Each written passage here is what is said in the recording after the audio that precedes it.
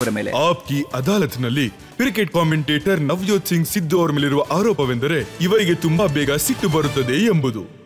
ಸಿದ್ದು ಅವರೇ, ನೀವು ಎಷ್ಟು ನಗ್ತೀರಾ ಅಂತಂದ್ರೆ ಆನೆದಂತ ತಿನ್ನೋದಕ್ಕೆ ಬೇರೆ ಇದೆ ಮತ್ತೆ ತೋರ್ಸೋದಕ್ಕೆ ಬೇರೆ ಅಂತ. ನೋಡಿ, ಮೊದಲು ಸುಳ್ಳು ಹೇಳ್ತಾ ಇದ್ದೆ. 35 ವರ್ಷ ಆದ್ರೂ ಅದನ್ನ ಒಪ್ಕೋತೀನಿ. ಪ್ರತಿ ಮಾತಲ್ಲೂ ಸುಳ್ಳಿತ್ತು. 34-35 ವರ್ಷದವರೆಗೂ ಪ್ರತಿ ಮಾತಲ್ಲೂ ಸುಳ್ಳಿತ್ತು. ಛಲ ಇತ್ತು, ಕಪಟ ಇತ್ತು. ಆದ್ರೆ ಯಾವತ್ತಿಂದ ಹರಿನಾಮ ನನ್ನ ಒಳಗ್ ಬಂತೋ, ಜಪ ಮಾಡೋದಕ್ ಶುರು ಮಾಡದ್ನೋ, ಸತ್ಯ ಹೊರಗಾಕೋದಕ್ ಶುರು ಮಾಡದ್ನೋ, ಅವತ್ತಿಂದ ಯಾವತ್ತೂ ಹೆದರ್ಕೊಂಡಿಲ್ಲ. ನಾನ್ ಸ್ವಲ್ಪ ನಿಮ್ಮ ಹಳೆ ದಿನಗಳ ಬಗ್ಗೆ ನಾನು ಹೇಳ್ತಾ ಇದೀನಿ. ಹಳೇದನ್ನ ನೀವು ನೆನಪು ಮಾಡ್ತೀರಾ ಅಂದ್ರೆ ನಾನು ಒಪ್ಕೋತೀನಿ. ಹೇಳಿ, ಏನ್ ಹೇಳ್ತೀರ ನೋಡೋಣ. ನಾನು ಕೇಳ್ಪಟ್ಟೆ, ನಿಮ್ಮನ್ನ ಯಾರಾದ್ರೂ ತಮಾಷೆ ಮಾಡಿದ್ರೆ ಅದನ್ನ ನಿಮ್ಮಿಂದ ಸಹಿಸ್ಕೊಳ್ಳೋದಕ್ಕೆ ಆಗ್ತಾ ಇರ್ಲಿಲ್ಲ. ಮನ್ವಿಂದರ್ ಸಿಂಗ್ ಅವರ ಒಂದು ಕತೆ ಇದೆ. ಅವರು ತಮಾಷೆಗೇನೋ ಒಂದು ಮಾತನ್ನ ಹೇಳಿಬಿಟ್ರು ನಿಮ್ ಬಗ್ಗೆ. ಆದ್ರೆ ನೀವು ಬಿಸಿ ಟೀ ಇರುವಂತ ಕಪ್ಪನ್ನ ತಗೊಂಡು ಅವ್ರನ್ನ ಓಡಿಸ್ಕೊಂಡ್ರಿ. ನಾನು ಓಡಿರ್ಲಿಲ್ಲ, ಅದನ್ನ ಬಿಸಾಕಿದ್ದೆ ಅವ್ರ ಮೇಲೆ. ನಾನು ಎಸ್ತಿದ್ದೆ, ಆದ್ರೆ ಅವ್ರು ತಪ್ಪಿಸ್ಕೊಂಡ್ಬಿಟ್ಟಿದ್ರು. ಆದ್ರೆ ನನ್ನ ಮುಂದೆ ಮತ್ತೆ ಅವ್ರು ಅದನ್ನ ಮಾತಾಡಿದ್ರೆ ನಾನು ಮತ್ತೆ ಅವ್ರ ಮೇಲೆ ಅದನ್ನ ಎಸಿತಾ ಇದ್ದೆ. ಆದ್ರೆ ಇವತ್ತಿನ ಬಗ್ಗೆ ನಾನು ಮಾತಾಡೋದು ಅಂತ ಆದ್ರೆ ಆಕ್ಚುಲಿ ನನ್ನ ಆಟಿಟ್ಯೂಡ್ ಅಲ್ಲಿ ತುಂಬಾನೇ ಡಿಫ್ರೆನ್ಸ್ ಆಗಿದೆ. ನೋಡಿ, ಇನ್ನೊಂದು ಉದಾಹರಣೆ ಕೊಡ್ತೀನಿ ನಾನು ನಿಮ್ಗೆ. ನೋಡಿ, ಈ ತರ 15 ಇದೆ, ಒಂದಲ್ಲ. ನಾನೇ ಹೇಳ್ಬಿಡ್ತೀನಿ ಬೇಕಿದ್ರೆ. ಮನೋಜ್ ಪ್ರಭಾಕರ್ ಅವರನ್ನ ನೀವು ಬೀರೂನಲ್ಲಿ ಕೂಡ ಹಾಕಿದ್ರಿ, ಮತ್ತೆ ಕೀ ತಗೊಂಡು ನೀವು ಎಲ್ಲೋ ಹೊರಟೋಗಿದ್ರಿ. ನೀವು ಸರಿಯಾಗಿ ಹೇಳ್ತಾ ಇದ್ದೀರಾ. ನಾನು ಮನೋಜ್ ಪ್ರಭಾಕರ್ ಅವ್ರನ್ನ ಬಂದಿ ಮಾಡಿರ್ಲಿಲ್ಲ. ಅವ್ರು ನನಗೆ ಹೆದರ್ಕೊಂಡು ಅವರು ಮಂಚದ ಅಡಿ ನುಗ್ಬಿಟ್ಟಿದ್ರು. ನಾನು ಅವ್ರ ಕಾಲ್ ಹಿಡ್ಕೊಂಡು ಆಚೆ ಎಳೆದಿದ್ದೆ, ಅವ್ರನ್ನ ಸರಿಯಾಗಿ ಹೊಡೆದಿದ್ದೆ ಕೂಡ. ನಾನು ಈ ಮಾತನ್ನ ಒಪ್ಕೋತೀನಿ. ಆದ್ರೆ ಯಾಕೆ ಮಾಡಿದ್ದೆ ಅದನ್ನು ಸ್ವಲ್ಪ ಕೇಳಿಸ್ಕೊಳ್ಳಿ ನೀವು, ಆಗ ನಿಮ್ಗೆ ಅರ್ಥ ಆಗತ್ತೆ.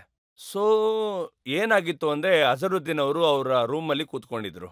ಮತ್ತೆ ಕಪಿಲ್ ಜಿ ಅವ್ರ ರೂಮ್ ಕೂಡ ಅಲ್ಲೇ ಪಕ್ಕದಲ್ಲೇ ಇತ್ತು. ನಾನು ಆಲ್ರೆಡಿ ಆ ಸಿನಿಮಾ ನೋಡಿದ್ದೆ. ಅದಕ್ಕೆ ನಾನು ಕಪಿಲ್ ಅವ್ರ ಹತ್ರ ರಿಕ್ವೆಸ್ಟ್ ಮಾಡ್ಕೊಂಡೆ, ಪಾಜಿ ನಾನು ಇನ್ನೊಂದು ಸಿನಿಮಾ ತಂದಿದ್ದೀನಿ, ನಾನು ಅದನ್ನ ಹೋಗಿ ಬೇರೆ ರೂಮಲ್ಲಿ ನೋಡ್ತೀನಿ, ಒಂದಿಬ್ಬರನ್ನ ಕರ್ಕೊಂಡು ಹೋಗ್ತೀನಿ ಅಂತ.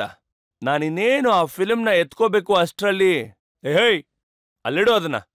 ನಾನ್ ಮನ್ನುಗ್ ಹೇಳ್ದೆ, ನೋಡಪ್ಪ, ನಾನು ಈ ಮನೆ ರಾಮು ಅಲ್ಲ, ಸರಿಯಾಗಿ ಮಾತಾಡ್ ನನ್ನ ಹತ್ರ ಅಂತ. ಅದಾದ್ಮೇಲೆ ನಾನು ಮತ್ತೆ ನೋಡಿ, ನಾನು ಆ ಫಿಲ್ಮ್ ಮತ್ತೆ ತಗೊಳಕ್ ಹೋದೆ. ಇಲ್ಲ ಅಲ್ಲೇ ಇಡು ಅಂದ್ರು. ನಾನಿಟ್ಟೆ. 1-2-3 ನಿಮಿಷ ನಾನು ಸುಮ್ಮನೆ ಕೂತ್ಕೊಂಡಿದ್ದೆ. ಹೋಗ್ಲಿ ಬಿಡು, ಪರವಾಗಿಲ್ಲ, ದೊಡ್ಡ ಅಣ್ಣನ್ ತರ ಅಂತ. ಅಲ್ಲಿ ರಸಗುಲ್ಲ ಇತ್ತು. ಸಿನಿಮಾ ನಡೀತಾ ಇದ್ದ ಹಾಗೆ ನಾನು ಆ ರಸಗುಲ್ಲ ತಿನ್ನೋಣ ಅಂತ ತಗೊಳ್ತಾ ಇದ್ದೆ. ಮತ್ತದೇ ಸೌಂಡು, ಏಯ್! ನಾನು ಕೇಳಿದೆ, ನೀನ್ ತಗೊಂಡ್ ಬಂದಿದ್ಯಾ ಅಂತ. ಅವ್ರಂದ್ರು, ಇಲ್ಲ. ದುಡ್ಡೇನಾದ್ರು ಖರ್ಚಾಯ್ತಾ ಅಂತ ಕೇಳಿದೆ. ಇಲ್ಲ ಅಂದ್ರು. ನಾನು ಹೇಳಿದ್ರಂದ್ರೆ, ನಾನೇ ರಸಗುಲ್ಲ ತಗೊಂಬಂದಿದ್ದು, ನೀವೆಲ್ಲ ತಿನ್ಲಿ ಅಂತ. ನೀವು ನನ್ ರಸಗುಲ್ಲನ ನಾನೇ ತಿನ್ಬಾರ್ದು ಅಂತ ಹೇಳ್ತಾ ಇದ್ದೀರಾ. ಅವಾಗ ನಾನೇನ್ ಮಾಡ್ದೆ ಹೇಳಿ, ಒಂದ್ ಪಟ್ ಅನ್ಕೊಟ್ಟೆ. ಸರಿಯಾಗಿ ಬಿಟ್ಟೆ, ಒಂದು ಧಮ್ ಅಂತ ಬೀಳೋ ತರ. ಒಬ್ಬ ಮನುಷ್ಯ ಕುದುರೆ ಮೇಲಿಂದ ಬಿದ್ರು ಎದ್ದೊಳ್ಬೋದು, ಆದ್ರೆ ತನ್ನ ಕಣ್ಣಿಗೆ ತಾನೇ ಸಿಕ್ಕದ ಅಂದ್ರೆ ಎದ್ದೊಳಕ್ಕಾಗಲ್ಲ. ಒಂದ್ ವೇಳೆ ಈ ತರ ಒಬ್ಬ ಮನುಷ್ಯನಿಗೆ ಯಾರು ಅನ್ಕೋತಾರೆ ಅವ್ರ ಆವಾಜಲ್ಲೇ ಒಂದು ದಮ್ ಇದೆ ಅಂತ, ಒಂದ್ ವೇಳೆ ಕೋಳಿ ಕೂಗಿಲ್ಲ ಅಂದ ಮಾತ್ರಕ್ಕೆ ಸೂರ್ಯೋದಯ ಆಗಲ್ಲ ಅಂತೇನಲ್ವಲ್ಲ. ಸೊ ನಾನು ಅವನ್ಗೆ ಅದೇ ಪಾಠನ ಹೇಳ್ಕೊಟ್ಟಿದ್ದು. ಆಗೊಂದ್ ಗಲಾಟೆ ಆಯ್ತು, ಮತ್ತೆ ಸಚೆ ಬಗ್ಗೆನೂ ಮಾತಾಡಿದ್ರು. ಆಗ ನಾನು ಎಲ್ರಿಗೂ ಒಂದೇ ಮಾತನ್ನ ಹೇಳಿದ್ದು, ನೋಡಿ, ಅವ್ರ ತಪ್ಪನ್ನು ಒಪ್ಕೋತಾರೆ ಅಂದ್ರೆ ನಾನು ನನ್ನ ತಪ್ಪನ್ನು ಒಪ್ಕೋತೀನಿ ಅಷ್ಟೇ, ಅದು ಬಿಟ್ಟು ಬೇರೆ ಏನೂ ಇಲ್ಲ. ಮತ್ತದೇ ಮಾತು, ಲೋಹನ ಲೋಹ ಕತ್ತರಿಸುತ್ತೆ. ಮತ್ತೆ ಸಿದ್ದು ಯಾರನ್ನ ಕತ್ತರಿಸ್ತಾರೆ? ಸಿದ್ದು ಯಾರನ್ನ ಕತ್ತರಿಸ್ತಾರೆ ಅಂದ್ರೆ, ಯಾರು ನನ್ನ ಪ್ರಕಾರ ವಿಶ್ವವನ್ನ ತುಂಬಿಕೊಂಡಿರ್ತಾರೆ. ಈ ದೇಶದಲ್ಲಿ ಹುಲಿಗಳಿಗೂ ಸ್ವಾತಂತ್ರ್ಯ ಇದೆ, ಹಾವುಗಳಿಗೂ. सांपों को आजादी है हर बस्ते घर में बसने की, उनके सर में जहर भी है और आदत भी है डसने की. ನವಜೋತ್ ಸಿಂಗ್ ಸಿದ್ದು ಕಮೆಂಟ್ ಮಾಡ್ಬೇಕಾದ್ರೆ ಯಾವುದೋ ಒಂದು ಹಾವು ಬುಸ್ಕೂಡೋ ಜರ್ನಲಿಸ್ಟ್ಗಳಿಗೆ ಕಚ್ಚಿಸ್ಕೊಳ್ಳೋದ್ರ ಬಗ್ಗೆ ತುಂಬಾನೇ ಇಂಟ್ರೆಸ್ಟ್ ಅನ್ಸುತ್ತೆ. ನೋಡಿ, ಇನ್ನೊಂದು ಮಾತನ್ನ ಹೇಳ್ತೀನಿ ನಿಮ್ಗೆಲ್ಲ. ಎಲ್ಲೇ ಆದ್ರೂ ಒಂದು ನಾಯಿ ಮನುಷ್ಯನ ಕಚ್ಚಿದ್ರೆ ಅದು ನ್ಯೂಸ್ ಎಲ್ಲೂ ಆಗೋದೇ ಇಲ್ಲ. ಅದೇ ಒಬ್ಬ ಮನುಷ್ಯ ನಾಯಿನ ಕಚ್ಚಿದ್ರೆ ಅದು ನ್ಯೂಸ್ ಆಗ್ಬಿಡುತ್ತೆ. ಹೌದಾ ಅಲ್ವಾ ಹೇಳಿ?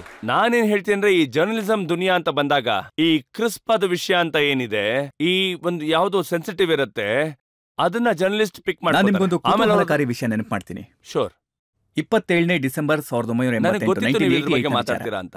ಗುರ್ನಾಮ್ ಸಿಂಗ್ ಹೆಸರಿನ ಒಬ್ಬ ವ್ಯಕ್ತಿಗೆ ನೀವು ಹೊಡಿತೀರಾ, ಮತ್ತೆ ಆ ವ್ಯಕ್ತಿ ಜಗತ್ತನ್ನೇ ಬಿಟ್ಟು ಹೋಗ್ತಾರೆ. ನೋಡಿ, ಆಕ್ಚುಲಿ ಇದು ಒಂದು ತುಂಬಾ ಸೀರಿಯಸ್ ಆದ ವಿಷಯ. ನಾನು ಈ ವಿಷಯನ ಖಂಡಿತ ಒಪ್ಕೋತೀನಿ. ನಾನವತ್ತು ಉತ್ಸುಕನಾಗಿದ್ದೆ. ಆ ಕೇಸ್ ಇನ್ನೂ ಕೋರ್ಟ್ನಲ್ಲಿ ಆಕ್ಟಿವ್ ಆಗೇ ಇದೆ. ಈಗ ನಾನು ಅದನ್ನ ಇಲ್ಲಿ ಮಾತಾಡಿದ್ರೆ ಅದು ಕಾನೂನು ಬಾಹಿರ ಆಗುತ್ತೆ. ಯಾಕಂದ್ರೆ ಅದಿನ್ನೂ ಕೋರ್ಟ್ನಲ್ಲಿ ಕೇಸ್ ನಡೀತಾ ಇದೆ. ನನಗಿವತ್ತಿಗೂ ಈ ವಿಷಯದ ಮೇಲೆ ತುಂಬಾನೇ ದುಃಖ ಇದೆ ಮತ್ತು ವಿಷಾದ ಇದೆ. ಒಂದ್ ವೇಳೆ ನನ್ನ ಜೀವನದಲ್ಲಿ ಯಾವ್ದಾದ್ರು ಒಂದು ಘಟನೆನ ನಾನು ಸರಿ ಮಾಡ್ಬೋದು ಅಂತ ಆದ್ರೆ, ಬದಲಾಯಿಸ್ಬೋದು ಅಂತ ಆದ್ರೆ, ನಾನು ಅನ್ಕೋತೀನಿ, ನಾನು ಅವ್ರನ್ನ ವಾಪಸ್ ಕರ್ಕೊಂಡ್ಬರ್ಬೋದು ಅಂದ್ರೆ ಅದನ್ನ ಖಂಡಿತವಾಗ್ಲೂ ಮಾಡ್ತೀನಿ. ಒಬ್ಬ ಮನುಷ್ಯ ಬಜಾರಲ್ಲಿ ನಡ್ಕೊಂಡು ಹೋಗ್ತಿರುವಾಗ ಯಾರೋ ಒಬ್ಬ ಅವನ್ನ ನಿಲ್ಸಿ ಅವನಿಗೆ ಬೈಯೋಕ್ ಶುರು ಮಾಡಿದ್ರೆ, ಆಗ ಅವರು ಇಲ್ಲಪ್ಪ ನಿನ್ನ ವಯಸ್ಸಿಗೆ ಮರ್ಯಾದೆ ಕೊಟ್ಕೋ, ಈ ರೀತಿ ಬೈಬೇಡ, ಈ ರೀತಿ ಮಾಡಬೇಡ ಅಂತ ಹೇಳ್ತಾರೆ. ಆದ್ರೂ ಅವನು ಬೈತಾನೇ ಇರ್ತಾನೆ. ಸೊ ಅದಾದ್ಮೇಲೆ ಒಂದು ಜಗಳ ಅಂತ ಆಗುವಾಗ ಅವನು ಒಂದೆರಡು ಡೇಟ್ ಹೊಡಿತಾನೆ, ಇವರು ಒಂದೆರಡು ಡೇಟ್ ಹೊಡಿತಾರೆ.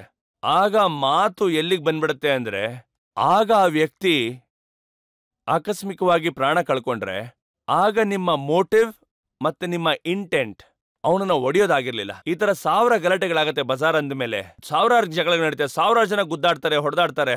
ಆದ್ರೆ ಯಾರ ಉದ್ದೇಶನೂ ಅದಾಗಿರೋದಿಲ್ಲ.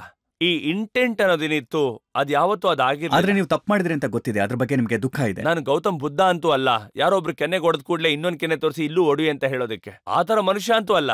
ಯಾರೋ ಒಬ್ರು ನನಗೆ ಬೈದ್ರೆ, ಯಾರೋ ಹೊಡೆಯೋ ಪ್ರಯತ್ನ ಮಾಡಿದ್ರೆ ಆಗ ನಾನು ಅವ್ರ ಹತ್ರ ನಾನ್ ಜಗಳ ಮಾಡ್ಲೇಬೇಕಾಗತ್ತೆ, ಹೊಡೆದಾಡ್ಲೇಬೇಕಾಗತ್ತೆ. ಆದ್ರೆ ನನ್ನ ಇಂಟೆನ್ಷನ್ ಯಾವುದು ಅದಿರ್ಲಿಲ್ಲ. ಆದ್ರೆ ಒಂದ್ ವಿಷಯ ಹೇಳಲೇಬೇಕು, ಕೋರ್ಟ್ ಅಲ್ಲಿ ಏನ್ ಡಿಸೈಡ್ ಆಗಿದೆ ಅದ್ರ ಬಗ್ಗೆ ನಾನು ಮಾತಾಡ್ಬೇಕು ಅಂದ್ರೆ ನನ್ನ ಜೊತೆ ಇನ್ನೊಬ್ರು ಕೂಡ ಇದ್ರು, ರೂಪೇಂದರ್ ಸಂಧು.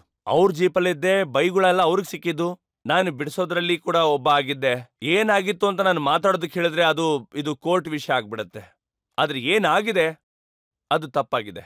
ನನಗೆ ಈ ವಿಷಯದ ಪರವಾಗಿ ಇವತ್ತಿಗೂ ಒಂದು ವಿಷಾದ ಇದೆ. ಆದ್ರೆ ಕೆಲವು ವಿಷಯಗಳು ಹೇಗಾಗತ್ತೆ ಅಂದ್ರೆ ಅದು ವಿಧಿ ನಿಯಮ ಆಗತ್ತೆ, ಅದನ್ನ ಮನುಷ್ಯ ಕಂಟ್ರೋಲ್ ಮಾಡಕ್ಕಾಗಲ್ಲ. ಒಂದ್ ವೇಳೆ ನನ್ನ ಕೈಯಲ್ಲಿ ಇದ್ದಿದ್ರೆ ಆ ರೀತಿ ಆಗಕ್ ಬಿಡ್ತಾ ಇರ್ಲಿಲ್ಲ. ಇಂಟೆನ್ಷನ್ ಅಂಡ್ ಮೋಟಿವ್ ಅದಾಗಿರ್ಲಿಲ್ಲ. ಯಾವುದೇ ಹಳೆ ದ್ವೇಷ ಅಲ್ಲ, ನಾನು ಗುಂಡಿಟ್ಟು ಕೊಲ್ಲಿಲ್ಲ. ಆ ಕೈಯಲ್ಲಿ ಹೊಡೆದಾಟ ಆಡುವಾಗ ಇಲ್ಲಿ ನೋಡಿ, ಇವ್ರನ್ನ ಬೇಕಾದ್ರೂ ಕೇಳ್ಬೋದು, ಇವ್ರು ಕೂಡ ಜಗಳ ಆಡುವಾಗ ಒಬ್ಬ ಬರೀ ಕೈ ಹೊಡೆತಕ್ಕೆ ಒಬ್ಬ ಸತ್ತೋಗ್ತಾನೆ ಅಂದ್ರೆ ಏನ್ ಹೇಳೋದು? ಒಂದ್ ಕಾಲದಲ್ಲಿ ನೀವು ಜನರನ್ನ ನಿಮ್ಮ ಕೈಯಿಂದ ಕೊಲ್ತಿದ್ರಿ, ಈಗ ನೀವು ನಿಮ್ಮ ತಮಾಷೆಯಿಂದ ಜನರನ್ನ ಕೊಲ್ತಾ ಇದ್ದೀರಾ. ನನ್ ಪ್ರಕಾರ ಹೇಳೋದಾದ್ರೆ ಈ ಬಂದೂಕಲ್ಲಿ ಗುಂಡು ಅನ್ನೋದು ಖಾಲಿ ಆದ್ರೆ ನಾವು ಮತ್ತೆ ಅದನ್ನ ಭರ್ತಿ ಮಾಡ್ಬೋದು. ಆದ್ರೆ ಈ ಮನುಷ್ಯ ಮಾಡೋ ತಪ್ಪುಗಳನ್ನ ಸರಿ ಮಾಡ್ಕೊಳಕ್ಕಾಗಲ್ಲ. ನಾನು ಯಾವಾಗ್ಲೂ ಹೇಳ್ತಾ ಇರ್ತೀನಿ, ನನ್ನ ಜ್ಞಾನ ಇದನ್ನ ಹೇಳುತ್ತೆ, ಒಂದು ಮರನ ಕಡ್ದು 100 ಗಿಡಗಳನ್ನ ನೆಡಬಹುದು, ಆದ್ರೆ ಒಂದು ಸಲ ಆಡಿದ ಮಾತನ್ನ ಯಾರಿಂದಾನು ಹಿಂದೆ ತೊಡಕ್ ಸಾಧ್ಯನೇ ಇಲ್ಲ. ನಾನು ತುಂಬಾನೇ ಪ್ರಯತ್ನ ಪಡ್ತೀನಿ ನನ್ನ ಮಾತಿಂದ ಯಾರಿಗೂ ನೋವಾಗಬಾರ್ದು ಅಂತ. ಆದ್ರೆ ಒಬ್ಬ ವ್ಯಕ್ತಿ ಯಾವುದೇ ಕಾರಣಕ್ಕೆ ಧರ್ಮದ ವಿರುದ್ಧವಾಗಿ ಇದ್ರೆ ನನ್ನ ಜೀವನದಲ್ಲಿ ಒಂದೇ ಲಕ್ಷ್ಯ ಇರೋದು, ಧರ್ಮವನ್ನ ಯಾವಾಗ್ಲೂ ನಾವು ಡಿಫೆಂಡ್ ಮಾಡಬೇಕು. हर दीन दुखी मन में उमंग तुम्हें भरनी है, हर आशाहीन हृदय में तरंग तुम्हें भरनी है. अरे महाभारत तो सर हर युग की अटल जरूरत है, बन के अर्जुन सच्चाई की जंग तुम्हें लड़नी है. ಹಾಗೇನೆ